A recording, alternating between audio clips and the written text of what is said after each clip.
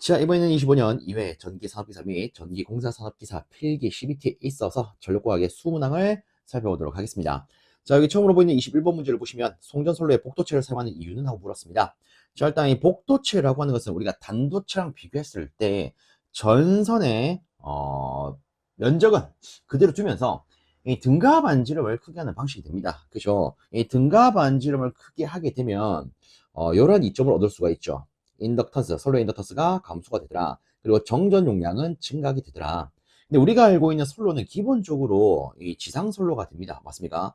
그 성분이 줄고 그와 반대로 이를 상쇄시킬 수 있는 성분이 커진다면 이 전체적인 선로의 리액턴스는 어떻게 되겠습니까? 당연히 감소하게 되겠죠. 그쵸?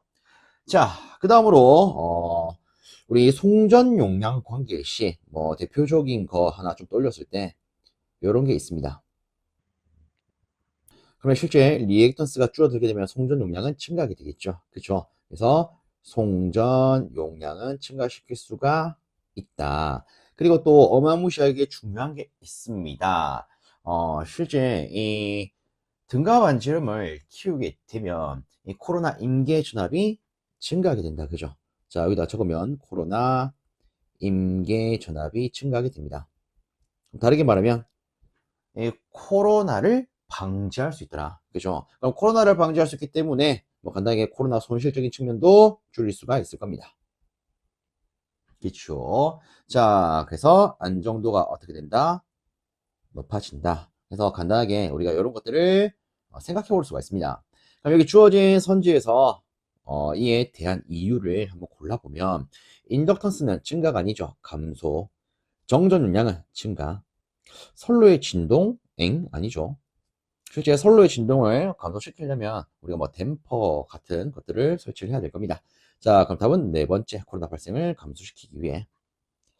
자, 다음으로 아래쪽에 22번째 문제 바로 보면 이 송전 선로에 충전 전류가 흐르면 수전단 전압이 송전단 전압보다 높아지는 현상이 발생한대요. 이 현상과 이 현상의 발생 원인으로 가장 옳은 것은 하고 물었습니다. 근데 솔직히 뭐 충전 전류가 다 발생 원인이 되죠. 물론 이 충전 전류는 이 선로에 정전 용량 때문에 작용하게 됩니다.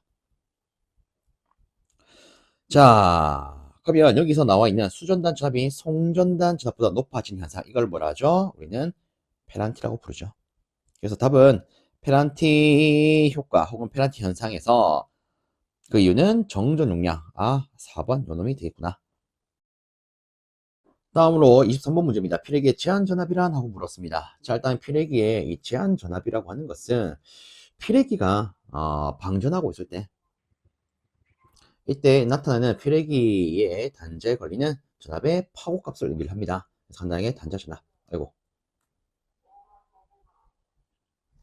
간단히 말하면 이렇게 말할 수 있겠죠. 그럼 이에 대한 내용을 찾으면 답은 2번이 될 겁니다. 충격파 전류가 흐르고 있을 때 이때 피레기 단자에 나타나는 전압이 된다. 그치요? 자, 그래서 일단 답을 한번 골라봤는데 여기서 끝내지 말고 몇 가지 더 체크해 보도록 하겠습니다. 일단 첫 번째 선지에 보시면 피레기가 충격파 방전 종료 후에 언제나 속류를 확실히 차단할 수 있는 상용 주파 최대 전압 이렇게 주어졌어요. 실제 이 놈을 우리는 이렇게 말할 수 있죠. 피레기의 전격 전압이다. 그렇죠? 이 전격 전압 자체가 속류를 확실히 차단할 수 있는 상용 주파 최대 전압을 의미를 합니다. 자, 그 다음으로 여기 있는 3번 상용 주파 전압에 대한 피레기의 충격 방전 개시 전압. 자, 일단 상용 주파수에서 방전을 개시한 전압 아니겠습니까? 이놈을 우리가 뭐라고 부를 수 있느냐? 상용 주파 방전 개시 전압 이렇게 부를 수가 있습니다. 자, 그 다음으로 아래쪽에 네 번째로 보면 충격파 침입 시에 피레기 충격 방전 개시 전압이라고 되어 있습니다. 그렇죠? 그래서 얘는 이름 그대로 충격이 들어왔을 때 방전을 개시하는 전압이다. 충격 방전 개시 전압이 됩니다. 자, 그리고 우리가 이왕 한 김에 하나만 더 체크하도록 할게요. 실제 우리 시험에서 은근히 잘 언급되는 것 중에 하나가 이런 게 있죠. 피레기의 구비 조건. 자, 저는 이렇게 말하겠습니다. 충은 작아야 되고요. 상속은 높아야 된다. 실제 하나 더 하면 방도 하나 있습니다. 그래서 우리가 뭐 예를 들어 재산을 상속받는다. 상속은 많이 받아야 되죠. 상속은 커야 되고요. 그렇죠.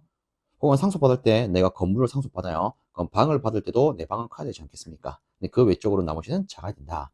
자, 그럼 이때 얘는 제한 전압, 얘는 충격 방전 개시 전압이 될 겁니다. 그럼 이때 상은 우리가 위에 있던 상용 주파 방전 개시 전압, 이때 속은 속류 차단 능력이 됩니다. 자, 아래쪽에 있는 방은 방전 내량이 됩니다. 방전 능력이 되는 거죠. 그죠? 자, 그래서 뭐 이런 것도 여러분들이 이 문제를 보면서 체크해 주시면 충분히 도움이 될 수 있지 않을까 싶습니다. 다음으로 24번. 이런 조건에 대한 지중 송전선로의 충전 용량은 어찌 됩니까? 라고 물었습니다. 자, 그리고 추가로 케이블 1선당 작용 정전 용량은 요렇게 하면 되더라. 자, 그럼 요거를 우리가 막바로 여기다 풀어보면 일단 우리한테 필요한 것은 충전 용량이 됩니다. 그렇죠? 그럼 충전 용량에 대한 수식 관계를 돌려야겠지요. 자, 요 놈을 우리가 한번 적어보면 얘는 3 오메가 C E 제곱 이렇게 쓸 수가 있습니다.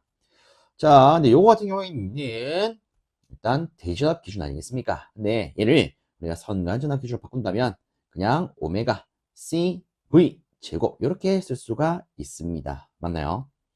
자, 그럼 여기 보면 일단 그냥 전압이 주어져 있어요. 얘 다 뭡니까? 바로 선간 전압이죠. 그죠? 다르게 공칭 전압. 이렇게 된다. 그죠? 자, 그래서 우리가 요 관계식을 가지고 풀어볼 건데 자, 여기서 조심하셔야 되는 게 하나 있습니다. 어떤 게 있냐면 이때 C 값이에요. C의 단위는 뭡니까? 페럿입니다. 이거 잘 적으셔야 돼요. 얘를 왜 잘 체크해야 되냐? 지금 지문에는 뭐라고 주어져 있습니까? 단위 킬로미터당 값이 나와 있어요. 그죠? 근데 여기서 필요한 것은 뭐라고요? 전체값 페럿입니다. 그럼 우리가 얘를 페럿으로 바꾸려면 어떻게 해야 되겠습니까? 여기다가 길이를 곱해 줘야겠죠. 그래야만이 요거 약분되어서 페럿 기준으로 표현할 수 있을 거 아니겠습니까? 그죠? 자, 요거를 염두하면서 한번 풀어나가 보겠습니다. 자, 우선 다시 한번 더 충전 용량은요. 일단 이 오메가 자체가 2파이 F지요. 그래서 이 파이 그리고 주파수 넣겠습니다. 주파수가 60이네요. 자, 그 다음으로 이 정전 용량을 넣을 건데 지금 보시면 정전 용량이 0.4 마이크로 이렇게 되어 있습니다. 근데 중요한 건 뭘 취해야 된다고요? 길이 요거까지 취해줘야겠죠. 그래야만이 요놈이 페럿 단위로 표기가 될 겁니다. 자, 그리고 뒤에 여기 있는 전압 그대로 넣어 줄게요. 자, 그리고 뭐 10의 3승까지 바로 넣겠습니다. 자, 이렇게 해서 제곱 때리면 끝 나겠죠. 그죠? 자, 근데 여기서 한 가지만 더 체크하면 우리 지금 지문을 보면 단위가 뭘로 주어졌죠? 킬로볼트 암페어로 주어져 있습니다. 그죠? 근데 실제 지금 제가 적은 대로 계산을 하게 되면 이때는 단위가 그냥 볼트 암페어가 되어버립니다. 그럼 요거를요, 우리가 막바로 킬로볼트 암페어로 바꿀 때에는 CMI 3승을 취해주면 편하겠다. 그죠? 혹은 뭐 요거를 안 하시더라도, 뭐 하지 않으시더라도, 얘를 이대로 계산을 하시게 되면 이 계산기에서는 어떤 값이 나오느냐, 이런 값이 나옵니다. 그럼 얘를 우리가 킬로로 바꾸면 4598.1 킬로 볼트 암페어 이런 식으로 바꿀 수 있지 않겠습니까? 그죠? 그래서 이 문제에 대한 답은 4번이 되겠습니다. 다음으로 25번째입니다. 송전선에 코로나가 발생하게 되면 전선이 부식이 된대요. 무엇에 의한 부식입니까? 라고 물었습니다. 자, 실제 이 송전선에 코로나가 발생하게 되면 이에 의한 화학작용으로 인해서 오존이라는 것과 산화질소라는 게 만들어지게 됩니다. 문제는 얘들이 습기와 만나게 되면 어떻게 바뀌느냐? 초산, 다르게 질산이라고 하는 물질로 바뀌게 됩니다. 자, 그래서 이에 대해서 한번 적어보면 뭐 이렇게 쓸 수가 있는데 문제는 이 질산이 전선과 애자에 대한 이 금속 부분을 부식을 시켜요. 예, 문제가 되죠. 근데 지금 요 주어진 선지에는 질산은 따로 없습니다. 그러면 얘가 만들어질 수 있는 물질인 오존 내지 산화질소를 우리가 찾으면 되겠죠. 그래서 답은 3번 되겠습니다. 자, 그 다음으로 26번 보시면 접합 네트워크 배전 방식의 특징에 해당하는 것은? 하고 물었습니다. 자, 일단 이 네트워크 배전 방식은 우리가 다르게 망상식 배전 방식 이렇게도 불러요. 즉, 이 배전 계통이 막 그물처럼 이렇게 복잡하게 널려 있더라. 그쵸? 간단히 표현하면 이런 거 아니겠습니까? 그죠? 자, 그럼 이때 이놈에 대한 특징을요, 우리가 여기서 바로 골라보면, 실제 이 네트워크 배전 방식은요, 각 부하에 대한 배전 거리가 상당히 짧아지기 때문에 전압 변동은 작아집니다.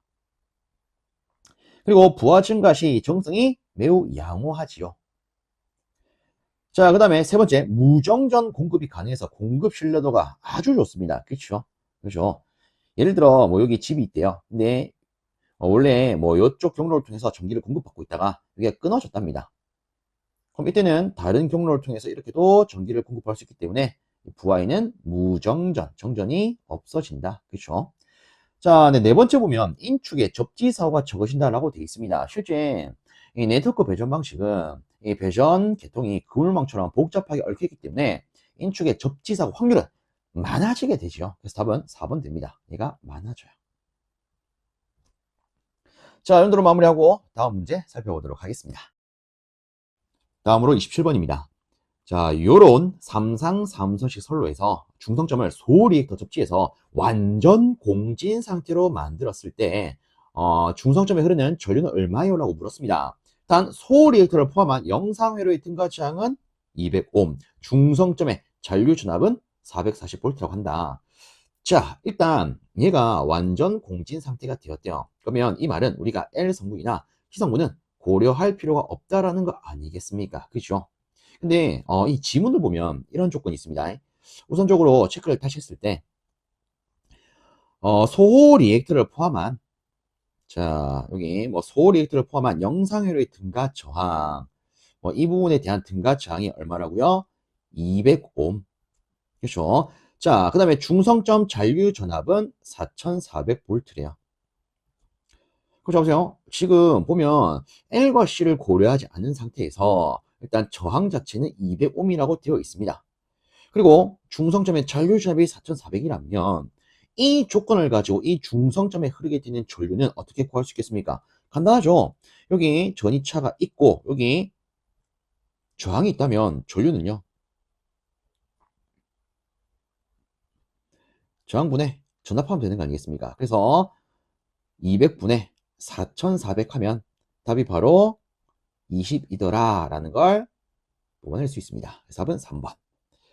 자, 이어서 28번입니다.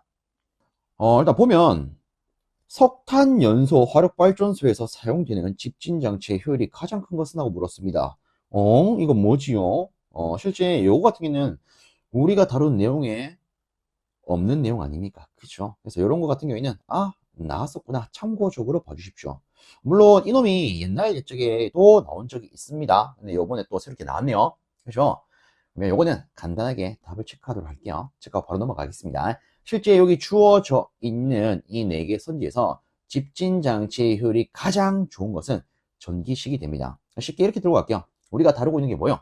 전기 아닙니까? 여러분들이 전기 산업기사 자격증을 준비하는 거 아니겠습니까? 그죠? 그래서 전기를 활용하는 전기식, 요놈이 효율이 가장 좋다. 이렇게 간단히 들고 갑시다. 이게 우리 입장에서는 오히려 더 편할 수 있겠다. 그죠? 자, 이렇게 간단히 마무리하고 넘어가도록 하겠습니다. 다음으로 29번째입니다. 다음 그래프에서 송전선로의 전압이 높아짐에 따른 전선비를 나타내는 것은? 하고 물었습니다. 자, 여기서 이거 한번 언급 드려 보도록 하겠습니다. 각 요소의 관계성. 자, 일단 첫 번째는 공급 전력에 대한 거. 자, 공급 전력이 전압에 필요하더라. 그리고 어떤 경우에는 전압의 제곱에 필요하더라. 이런 게 있습니다. 그러면 세부 조건을 확실히 잡아야 되는데 이 경우에는 전력 손실이 일정한 기준이더라. 아래쪽은 손실률이 일정한 기준이더라. 그렇죠. 자, 그 다음에 두 번째, 전압 강화가 있습니다. 전압 강화는 전압과 어떤 관계를 갖습니까? 반비례하는 관계를 갖습니다. 네, 세 번째, 전압 강화율, 선로 손실율, 전선의 단면적은 전압의 제곱에 반비례하는 관계를 갖습니다. 얘가 뭐라고요? 전압 강화율. 얘가 선로 손실, 얘는 손실율입니다. 이거. 손실율. 얘는 전선의 단면적. 자, 그리고 여기서 또 잘 언급되는 거 하나 더 챙기자면 손실은 다시 한 번 더 역률의 제곱에 반비례해요.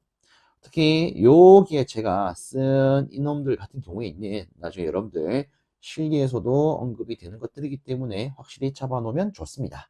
자, 그럼 여기서 이 부분 한번 볼게요. 지금 보면 전선의 단면적이 전압의 제곱에 반비례한다. 그죠? 그럼 잡으세요. 전압이 높아짐에 따른 전선비를 우리는 골라야 됩니다. 그러면 전압이 높아지는 기준 볼게요. 전압이 높아진다면 필요한 전선의 단면적은 작아져도 되겠네요. 그럼 전선의 단면적이 작다는 것은 전선의 비용은 어떻다는 걸 의미하겠습니까? 아, 작아진다 이거 의미하는 거 아니겠습니까? 그죠? 그러면 여기 봤을 때 전압이 높아짐에 따라서 우리는 작은 걸 고르면 될 겁니다. 작아지게 되는 걸 고르면 될 거예요. 자, 얘가 높아짐에 따라서 작게 나타나는 건 누구밖에 없습니까? 이거밖에 없죠. 이렇게 작아진다. 그죠? 그래서 답은 3번 되겠습니다. 다음으로 30번. 그림과 같은 3상 3선식 송전 계통에 의해서 단락점에 단락사고가 발생했을 경우에 이 단락 전류를 제한하기 위해 퍼센트 리액턴스가 5%인 한류 리액터를 설치를 한대요. 여기다 설치를 할 거래요. 이때 단락 전류는 몇 암페어입니까? 라고 물었습니다. 단 전원은 66kV 기준으로 퍼센트 리액턴스는 5%이고 한류 리액터의 기준은 전원과 같답니다. 일단 여기다가 뭘 설치하겠다? 한류 리액터를 설치하겠다. 이거 아니겠습니까? 그렇죠. 자, 그러면 이렇게 한번 볼게요. 일단 퍼센트 리액턴스가 주어져 있고 단락 전류를 우리는 구해야 됩니다. 그럼 이렇게 놓으면 되겠네요. 우리 간단하게 단락비 관계를 가지고 보면 정격 전류분의 단락 전류 이꼴 퍼센트 임피던스 혹은 퍼센트 리액턴스 분의 배. 자, 요 관계식에서 이 단락 전류는 이렇게 뽑아낼 수 있을 겁니다. 맞나요? 그러면 자 보세요. 일단 한류 리액터는 그 기준이 전원과 같대요. 즉, 이 퍼센트에 대한 용량이나 전압 기준이 요거랑 같다라는 거 아니겠습니까? 그쵸? 어쨌든 이 기준 하에서 얘는 5%, 그리고 이 전원도 얼마? 5%라고 되어 있습니다. 그러면 전체적인 이 퍼센트 리액턴스는 얘랑 얘를 바로 합산하면 되겠네요. 그 얼마요? 10%겠네. 그쵸? 그럼 이제 우리는 이 전류만 구하면 될 겁니다. 맞습니까? 자, 그래서 아래쪽에다가 전격 전류를 한번 구해 볼 건데, 자, 문제는 지금 3상계통이에요. 그러면 이때 우리는 이렇게 구할 수 있을 겁니다. 루트 3 V분의 P요. 자, 그러면 그대로 한번 계산해 볼게요. 지금 용량 기준이 1000kVA입니다. 그리고 아래쪽에 루트 3에다가 전압 기준은 66kV죠. 자, 요거 계산 한번 때려 보겠습니다. 자, 요거를 계산하면 계산기에서는 87.477 요런 값을 뱉어낼 거예요. 그러면 우리한테 필요한 최종적인 단락 전류는 자, 요거 그대로 쓸게요. 10분의 100 곱하기 87.477 이렇게 되겠다. 그죠? 그럼 여기서 하면 10이 될 거니까 874.77A가 되겠네요.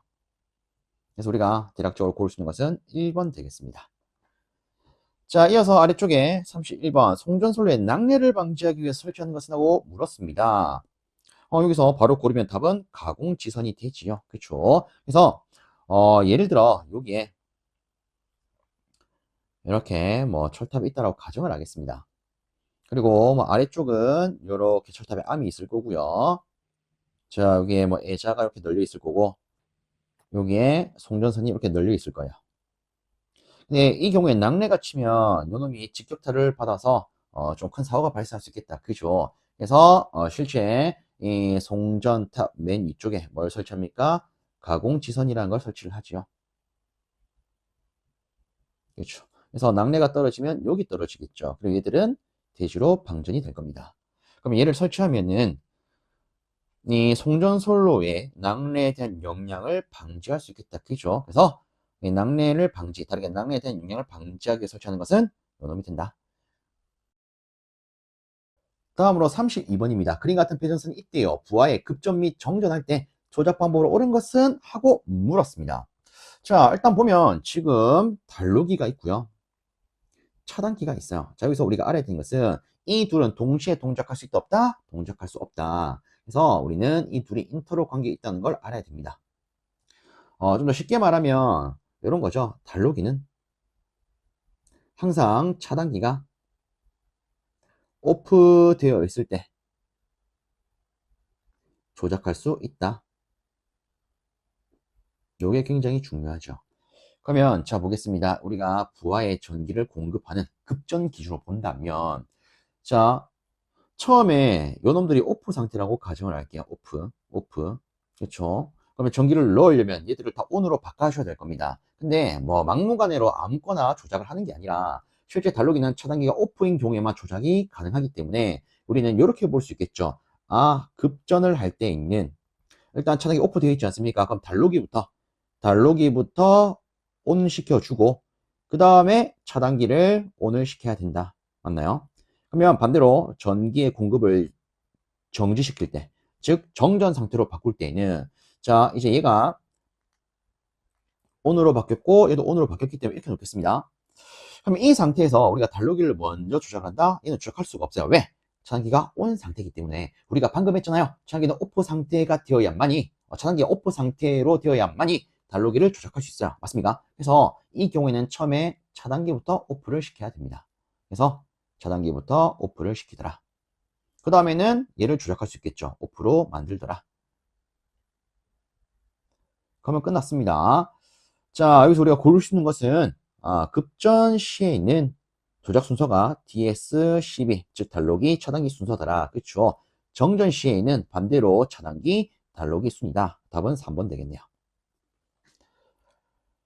자, 다음으로 아래쪽에 33번 바로 보겠습니다. 삼상 송전선로에서 평형 상태일 때 중성점의 전위는 얼마입니까? 평형 상태라면 중성점에는 전위가 없지요. 0이지요. 그쵸? 이건 회로에서도 나오는 개념 아니겠습니까? 그죠? 삼상 평형 상태일 때는 벡터 합이 0이 되더라.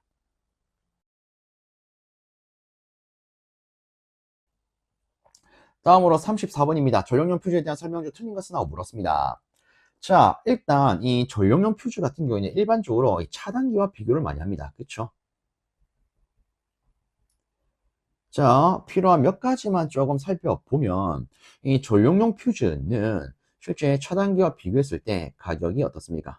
저렴합니다. 맞습니까? 그리고 소형 경량이에요. 그래서 유지 보수가 쉬워요.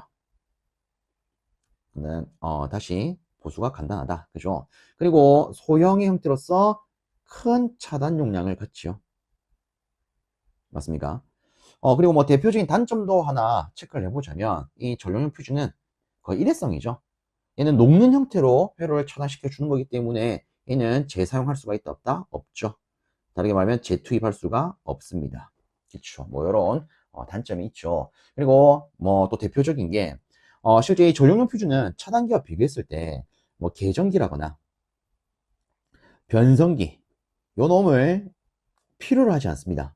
맞습니까?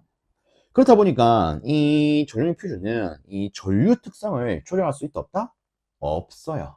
그렇지 않습니까? 그래서 전류에 대한 특성이나 전류에 대한 동작 특성이나 혹은 동작 시간 이런 것들을 조절할 수가 없다. 왜? 계전기나 변성기가 없기 때문에.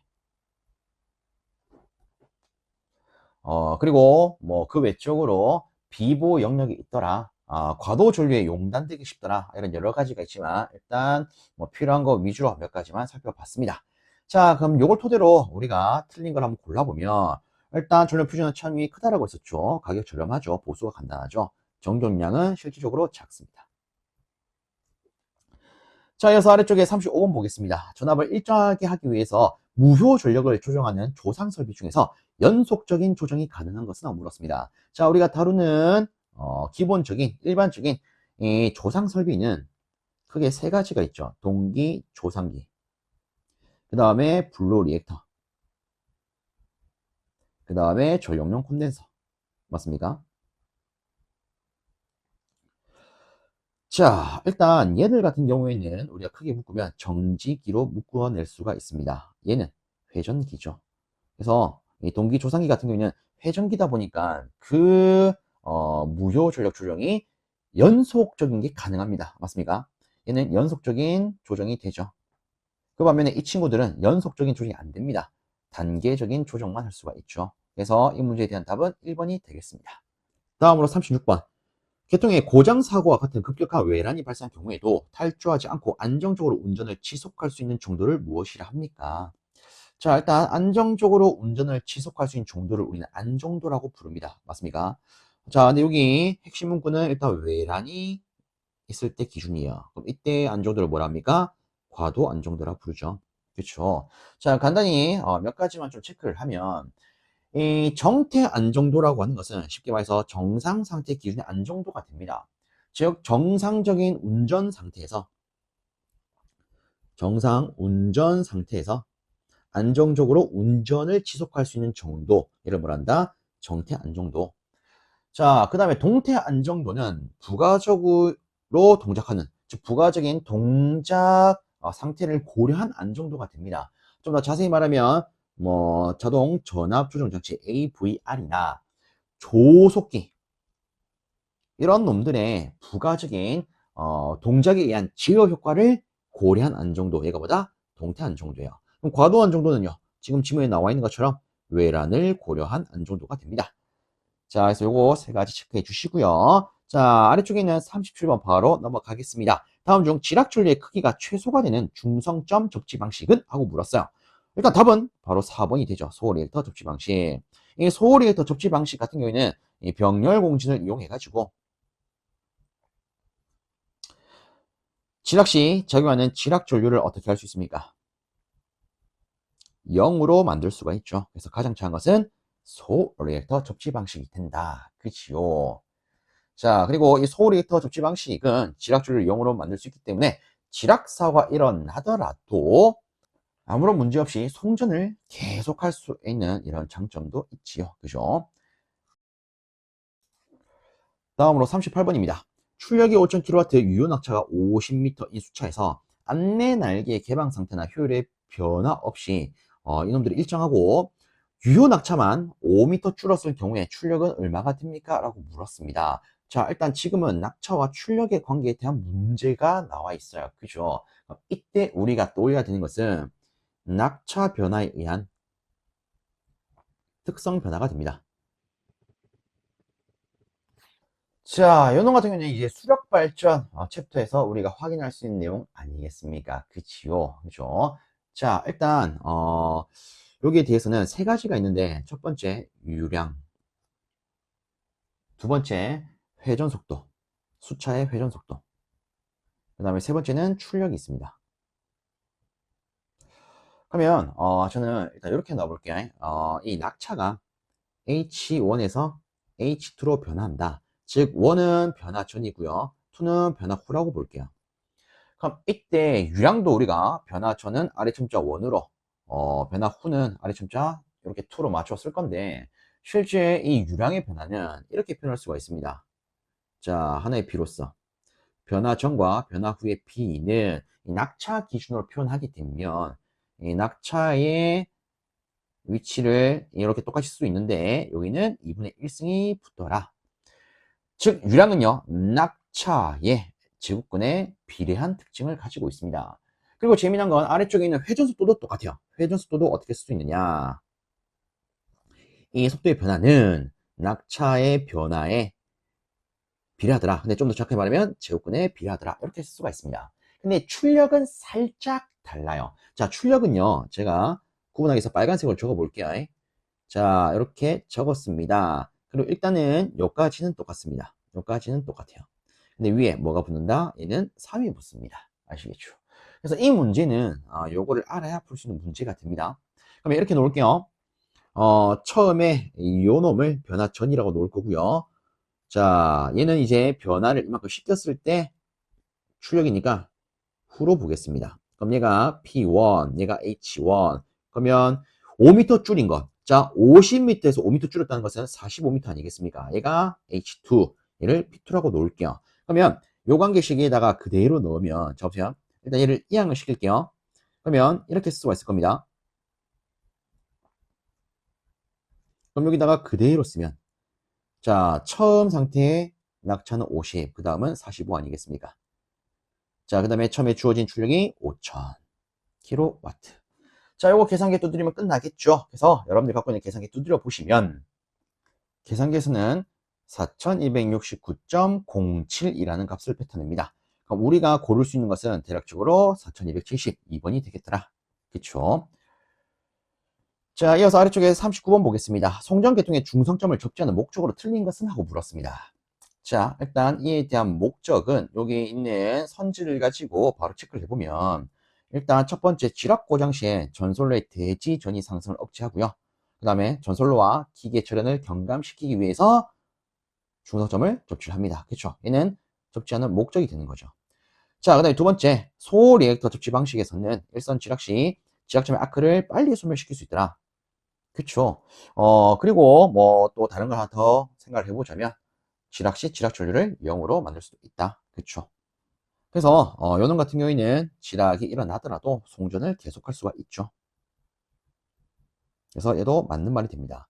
자, 그다음 네 번째 지락 고장에 대한 계전기의 동작을 확실하게 한다. 그쵸. 실제 중성점을 접지하는 목적은요, 이 계전기의 동작을 확보하기 위함도 있습니다. 자, 근데 세 번째 차단기의 차단 용량을 증대시킨다. 아, 요건 아니죠. 그렇죠. 이거는 무관. 다음으로 40번. 송전계통의 안정도 향상 대책이 아닌 것은? 하고 물었습니다. 자, 일단 이 송전계통의 안정도를 향상시키려면 대표적인 방법이 계통의 리액턴스를 어떻게 해야 됩니까? 감소를 시켜야 된다. 그죠? 그 다음에 당연스럽게 전압 변동도 감소를 시켜야 됩니다.